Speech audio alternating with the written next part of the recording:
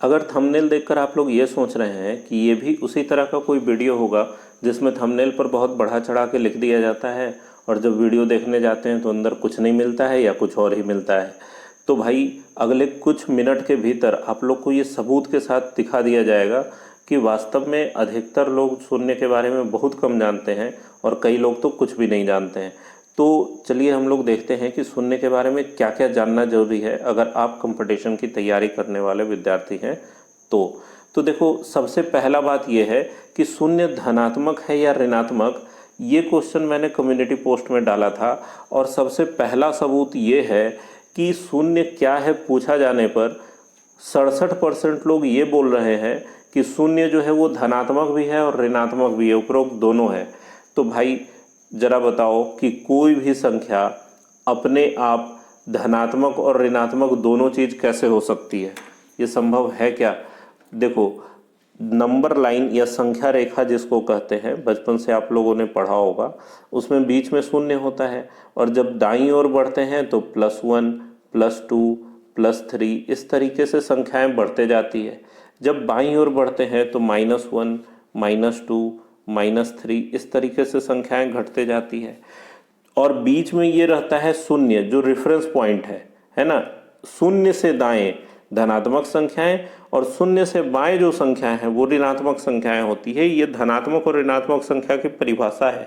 तो शून्य से दाएं धनात्मक है, शून्य से बाएं ऋणात्मक है। शून्य क्या है, धनात्मक या ऋणात्मक, ये कहीं नहीं पढ़ा होगा, है ना। तो शून्य न धनात्मक है न ऋणात्मक। तो जब इस तरह का क्वेश्चन आए तो उसका उत्तर होगा उपरोक्त में से कोई नहीं। मतलब शून्य न धनात्मक है न ऋणात्मक, ठीक है। शून्य से दाएं जाएंगे तब धनात्मक मिलेगा और शून्य से बाएं जाएंगे तब ऋणात्मक मिलेगा। तो आई बात समझ में? अगर इस तरह का क्वेश्चन आए तो क्या करना है। दूसरी बात ये कि शून्य प्राकृत संख्या है, पूर्ण संख्या है या पूर्णांक संख्या है, ये पूछा जाने पर बहुत आश्चर्यजनक परिणाम मिला कि 67% लोग ये मानते हैं कि शून्य पूर्ण संख्या नहीं है। भाई ये तो अन्याय हो गया शून्य के साथ। देखो, प्राकृत संख्या क्या है, संख्या पद्धति का शुरू के 1-2 लेक्चर में ही सारा डेफिनेशन आप लोग को बताया गया था इस चैनल पे। प्राकृत संख्या क्या होता है, 1, 2, 3, 4 इस तरीके से गिनती की सभी संख्याओं को हम लोग प्राकृत संख्या कहते हैं। गिनती 1 से शुरू होती है और इस गिनती की संख्याओं के परिवार में जब हम लोग शून्य को शामिल कर देते हैं तब ये पूर्ण संख्या बन जाती है, ठीक है। तब ये पूर्ण संख्या बन जाती है। मतलब इन प्राकृत संख्याओं के परिवार में शून्य के शामिल होने से संख्याएं पूर्ण संख्या हो गई। तो भाई जिसके शामिल होने से शून्य पूर्ण संख्या मतलब समुच्चय पूर्ण संख्या का समुच्चय बन गया, उसी शून्य को पूर्ण मानने से लोग इनकार करते रहे। यह न्याय है कि नहीं बताओ?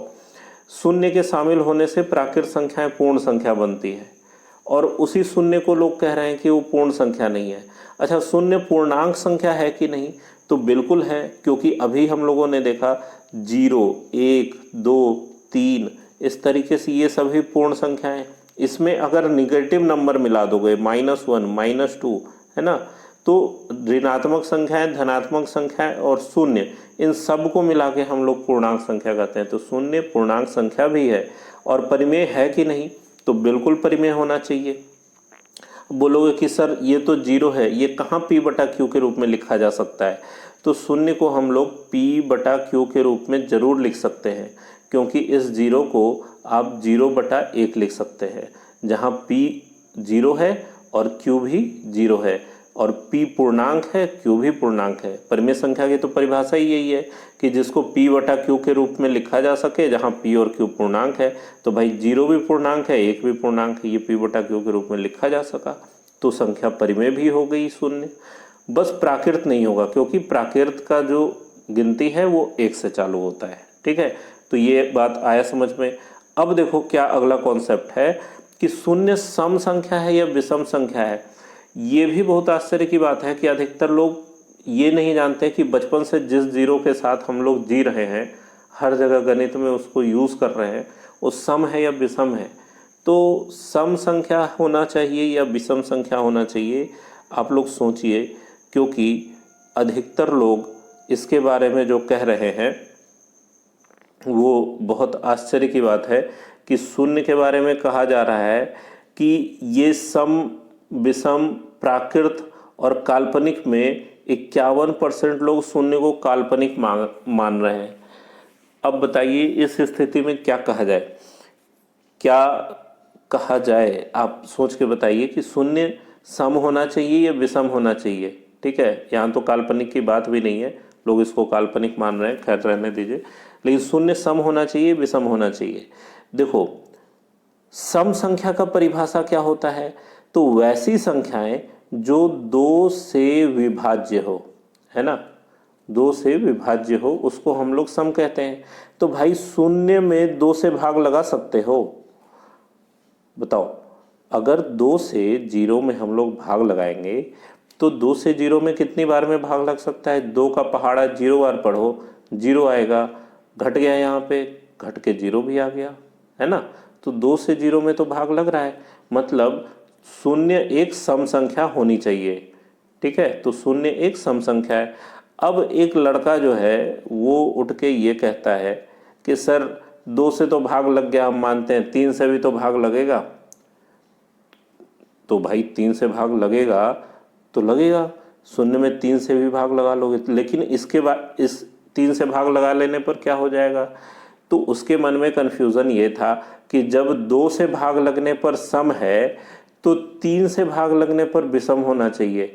तो भाई ये कितना भारी भूल है।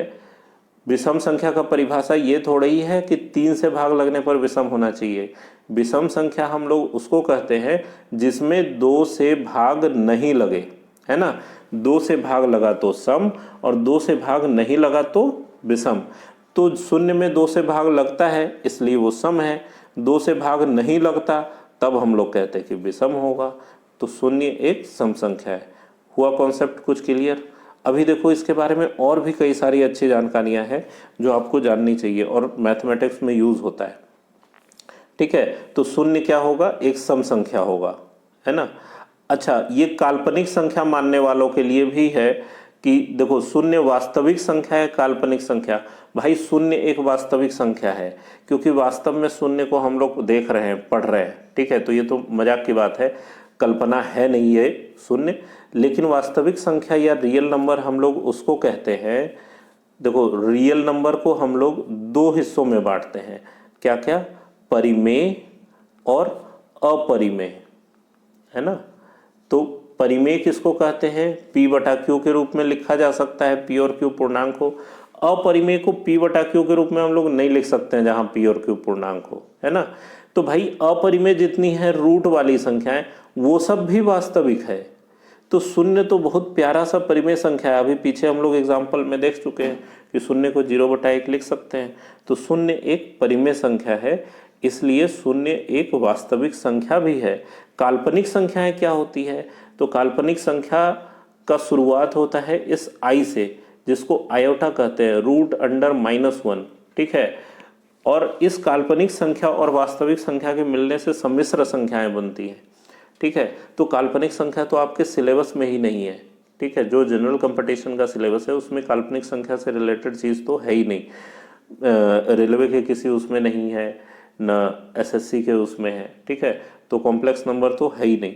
तो इसलिए इस तरह काल्पनिक संख्या से रिलेटेड चीज़ आप लोग का आएगा भी नहीं। अच्छा, और क्या जानने का चीज़ है जो जीरो के बारे में जो अक्सर लोगों को नहीं पता होता है? अच्छा, ये तो पता चल गया शून्य क्या है, परिमेय संख्या है। ठीक है, शून्य भाज्य है या अभाज्य है, इसके बारे में आपका क्या विचार है? अब देखो, अभाज्य संख्या तो आप लोग जानते होंगे, अगर भाज्य भाज्य वाला वीडियो देखा हो आप लोगों ने, तो अभाज्य संख्या आप लोग जानते होंगे कि इसके दो फैक्टर होते हैं, एक और खुद, है ना, स्वयं। एक और स्वयं से अगर भाग लगता है कोई संख्या तो उसको अभाज्य कहते हैं। जैसे 7 है तो भाई 7 में एक से भाग लगेगा या 7 से भाग लगेगा, कोई तीसरे से भाग नहीं लगना चाहिए। और भाज्य संख्या क्या होता है? जिसमें कब दो से ज़्यादा, जिससे दो से ज़्यादा संख्याओं से भाग लगे।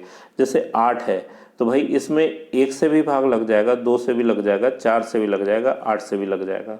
तो इसके चार चार भाजक हो गए, तो ये भाज्य संख्या है। अब शून्य के बारे में क्या कह सकते हैं, जरा सोचो।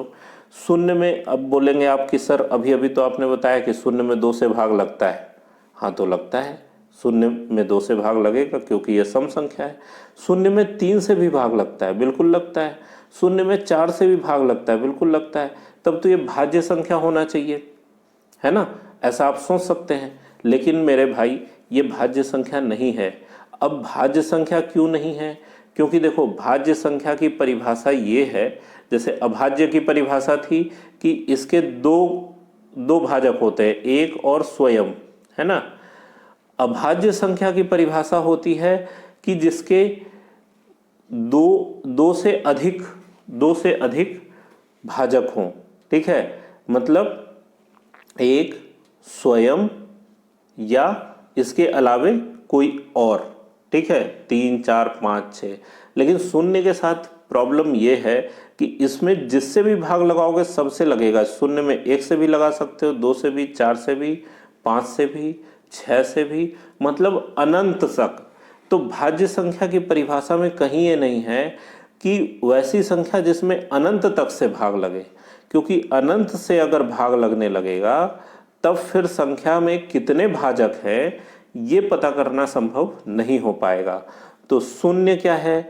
न भाज्य है न अभाज्य है, दोनों में से कुछ भी नहीं है। तो शून्य जैसे न धनात्मक थी न ऋणात्मक थी, वैसे ही शून्य न भाज्य है न अभाज्य है। तो आया बात समझ में? तो अगर आप जीरो के बारे में ये सारे फैक्ट्स जानते थे पहले से, तो आप प्लीज़ कमेंट करके बताइए। अगर नहीं जानते थे तो भी आप कमेंट करके बताइए कि हाँ, कुछ नया सीखने के लिए मिला। तो इस बात को मानिए कि जीरो सबसे बड़ा हीरो है। तो अगर आप इस बात को समझ गए हैं तो चैनल को सब्सक्राइब करिए। मिलते हैं नेक्स्ट वीडियो।